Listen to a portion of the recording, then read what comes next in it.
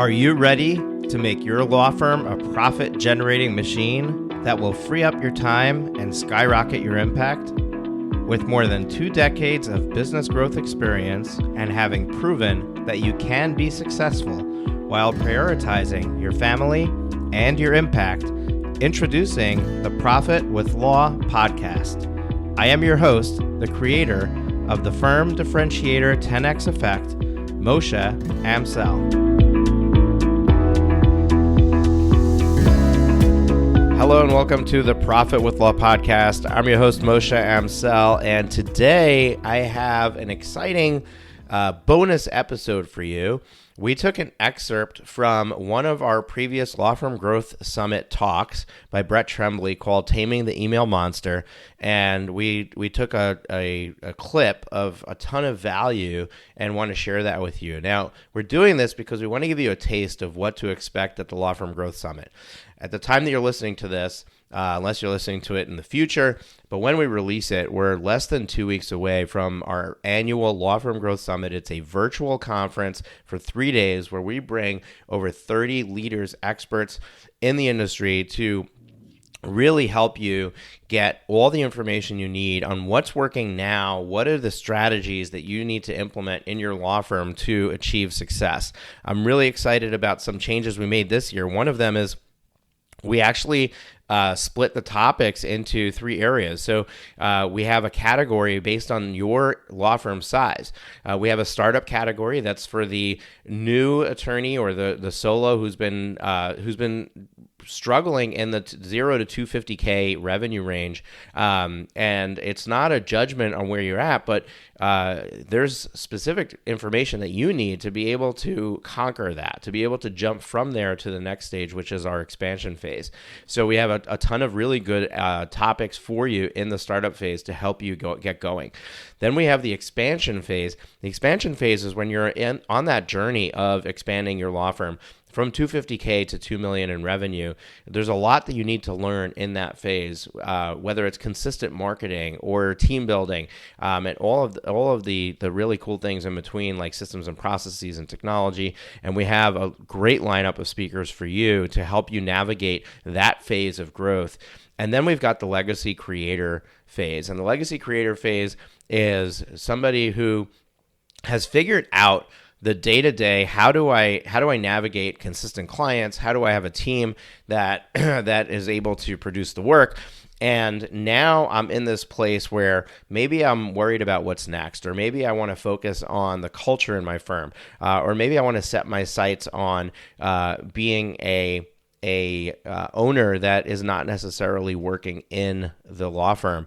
And we've got a really great lineup of speakers who have achieved way more than $2 million in their law firm, or they have some other area of expertise that's really going to help you in that legacy creator phase. So we've done this great job of lining up a massive slate of speakers, and guess what? Registration's free. It's virtual, it's free. Like, why would you not join us? I don't know, but all you need to do is go to lawfirmgrowthsummit.com/podcast, lawfirmgrowthsummit.com/podcast, and grab your free registration today and enjoy this teaser of Trembly's talk from, I think it's from our 2021 event called Taming the Email Monster. Take care. Step 1, because we just went through the 4 steps, hire one if you don't have an assistant. And if you don't have an assistant, you are an assistant. And that's just a fact.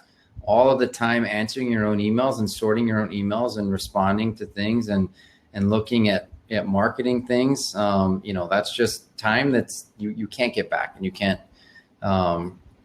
charge for that time either. That was like my personal story why I couldn't figure out why I was working so hard and I couldn't make more money. I was just spending so much time doing $10 an hour jobs, sending my own faxes back in 2011, answering my own phones, etc. So it says, if by delegating you mean dumping everything on one person, then yes, you're doing an awesome job delegating. Kind of a joke at my law firm is I like to delegate by throwing people to the fire, but hey, that's why you hire good people, right? So that you can, you expect them to perform, so let them perform. But at least with an entry level VA or in-person assistant, whatever, you're going to want to train them. So step 2, create 4 folders for sorting your email. So you want a daily folder, a weekly folder, a folder that, by the way, your assistant can answer for you. There are so many emails that come into your inbox that someone else can find the resource of what that person needs. It could be a client, they're just looking for something simple. Clearly, it could be somebody looking to set up an appointment. You don't need to respond to that. Someone else can do that for you. A lot of things that your assistant can handle, and you never even need to see that email. And of course, the response folder, that's something that, legitimate, you want to get back to once or twice per day, kind of depending on your preference. So I went through the daily and I talked about the weekly. So what you want to do, look for the daily, by the way, that's just at the end of the day or at the beginning of the day, some things that you kind of need to look at. Maybe there's a deadline, maybe like in-house things and you don't want to get caught up in, but one of your other attorneys, needs something. You can train your assistant of what things you want to put in the daily folder. The weekly stuff I mentioned, events, marketing emails, you don't need to look at that stuff except for once per week, obviously, unless you are involved in one of the meetings.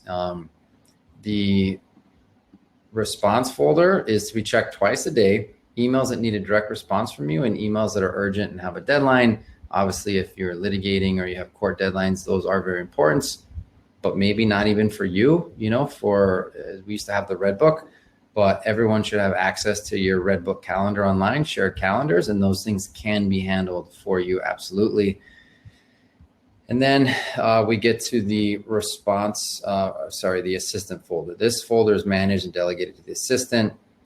Your assistant should be sorting all this email, putting things in spam, unsubscribing. We've done a ton of unsubscribing lately. I guess everybody's home now, and so lots more emails are going out. I mean, look, we send out a lot of emails to get staffed up, but what you want to do is protect yourself from seeing too many things. I'll just be honest. For example, we hope you see our emails. That's what everybody's hoping for, that you're sitting in front of your computer and that we can interrupt your time, that someone can get you right at the right moment. Because now with most email programs, you have an option of send this at the most optimal time. So over the next 24 hours, every recipient who is getting one of your emails will have an algorithm which tells your email system when they are most active on their email, and that's when that email will be delivered, right? That's how they get you. That's why you have to turn off the alerts.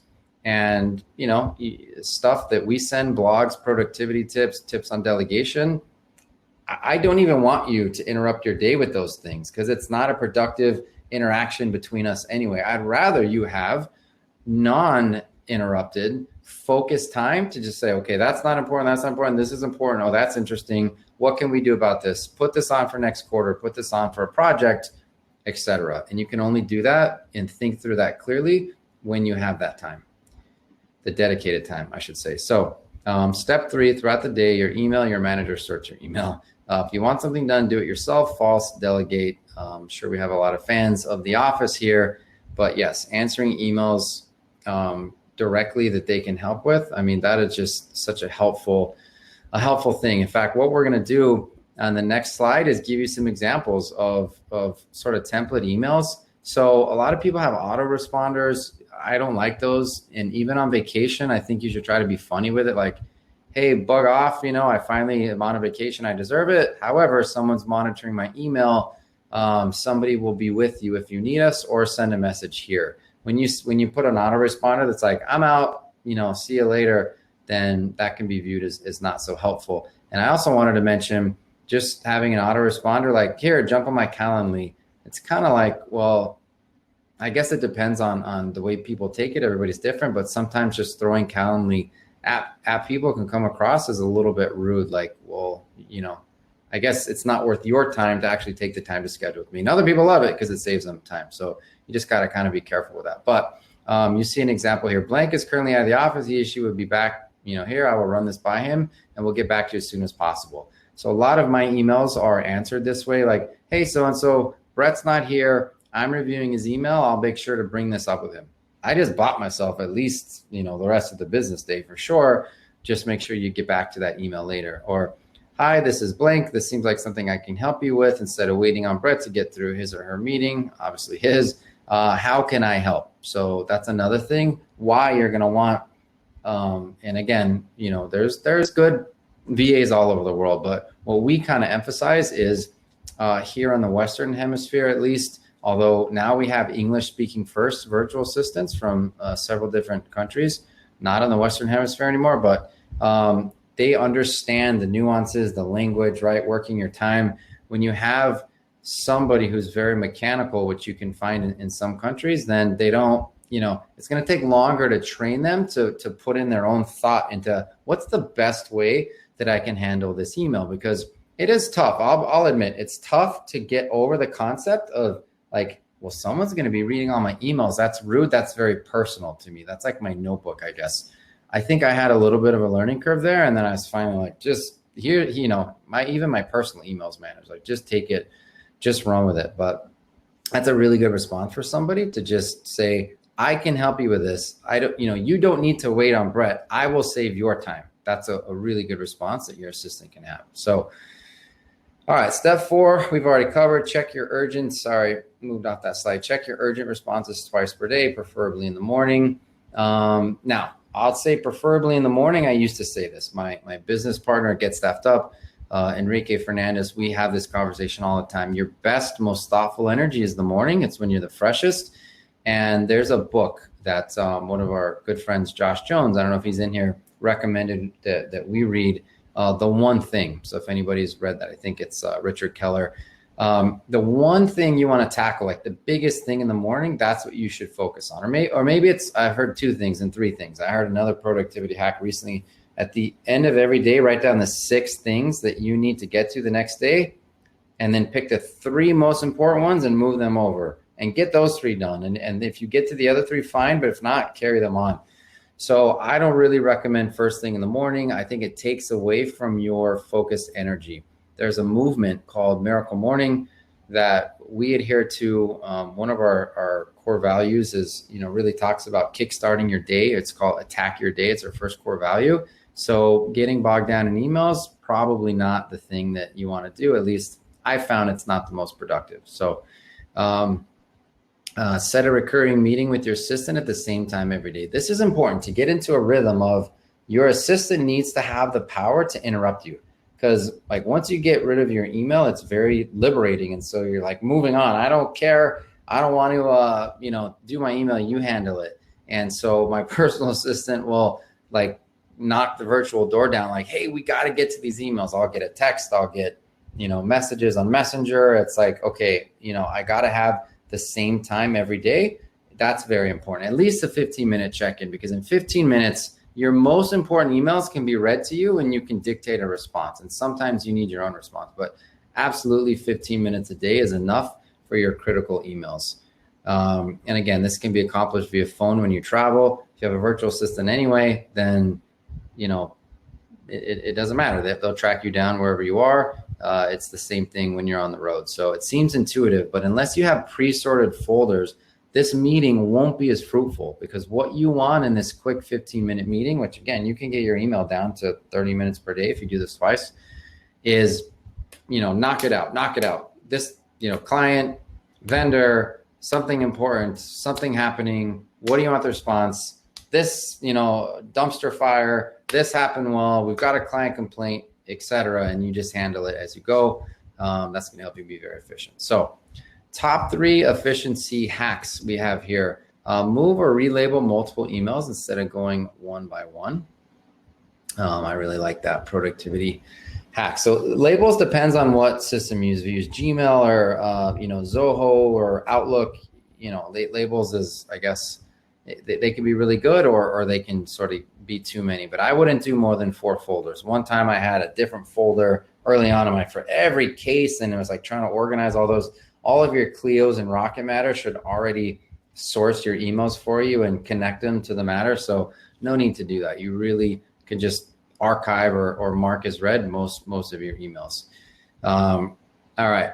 So 2, you must remove the label from emails that have been read. This one drives me nuts when it's not done right. This one's very important. So what I ended up doing, especially lately, is instead of having the important folder, I will have like VIP, very important emails that are just marked as unread.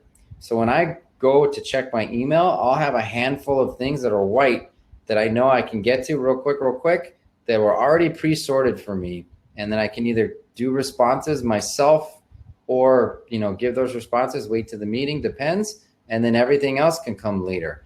But once you have an email that's read, make sure you mark it as read and you don't leave it. Or if it's not handled, okay, if you don't have closure or finality on an email, mark it as unread and put it in the proper, even in the folder, you want your unreads at the top so you know exactly what you need to get to.